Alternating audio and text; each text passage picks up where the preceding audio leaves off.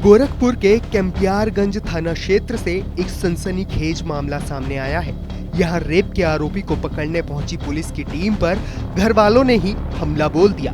हमले में एसआई और सिपाही जख्मी हो गए, वहीं सभी आरोपी मौके से फरार हो गए।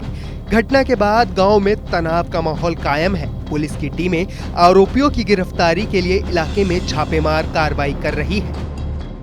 गोरखपुर जनपद के कैंपियारगंज थाना क्षेत्र से एक आपराधिक दुस्साहस का मामला सामने आया है।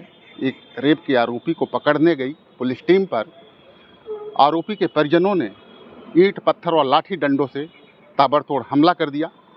इस हमले में एक दरोगा और एक सिपाही गंभीर रूप से घायल हो गए। कैंपियारगंज थाना क्षेत्र के गोपालगंज के एक शख्स ने पुलिस से शिकायत की थी कि उसकी नाबालिग बेटी घर पर थी। इस दौरान पड़ोस का रहने वाला राहुल निषाद मौका देखकर घर में घुस गया और बेटी के साथ दरिंदगी की। बेटी की पिटाई कर दी और उसका रेप भी किया। यही नहीं, जाते समय बोला कि यदि परिजन या पुलिस को घटना के संबंध में कुछ भी बताया तो पूरे परिवार को जान से मार दूंगा।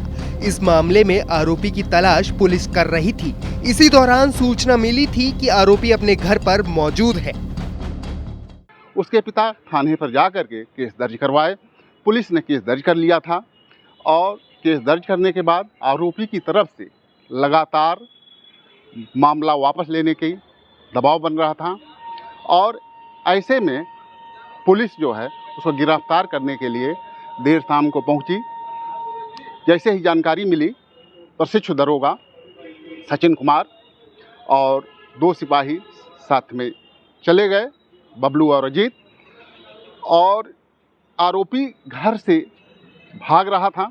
इन लोगों ने दबोच लिया और जैसे ही दबोचा, अब बाइक पर बैठाकर थाने के लिए लेकर चले, वैसे ही उसके परिजन, जो आरोपी राहुल है, उसके परिजन ईंट पत्थर से प्रहार करने लगे और लाठी डंडा लेकर के घेर लिए। शुक्रवार देर शाम ट्रेनी दरोगा सचिन कुमार अपने साथ सिपाही अजीत और बबलू को लेकर आरोपी को पकड़ने के लिए उसके घर पहुंचे।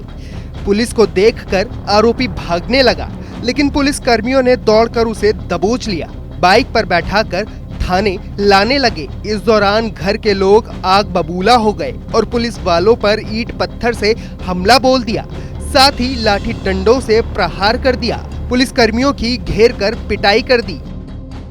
बीती रात्रि थाना कैंपियारगंज अंतर्गत गांव गोपालगंज और हरनामपुर में बलात्कार के एक अभियुक्त की तलाश में पुलिस पार्टी गई हुई थी दबिश देने के लिए। जब अभियुक्त को पकड़कर पुलिस पार्टी लेके जाने लगी तो उसके अभियुक्त के घर वालों द्वारा पुलिस पार्टी पर हमला कर दिया गया और इस हमले में एक उप निरीक्षक और एक कांस्टेबल को घायल कर दिया गया। तत्काल उन सब इंस्पेक्टर को, कांस्टेबल को ट्रीटमेंट के लिए हॉस्पिटलाइज किया गया। दोनों को अंडर ट्रीटमेंट है, उनकी हालत खतरे से बाहर है। इस घटनाक्रम को लेकर के अभियुक्तगणों और उनके परिजनों के ऊपर अभियोग पंजीकृत कर दिया गया है और पुलिस ने तत्परतापूर्वक कार्रवाई करते हुए हमला करने वाली 3 महिलाओं को मौके से गिरफ्तार कर लिया है। शेष अभियुक्तों की भी शीघ्र गिरफ्तारी कर ली जाएगी।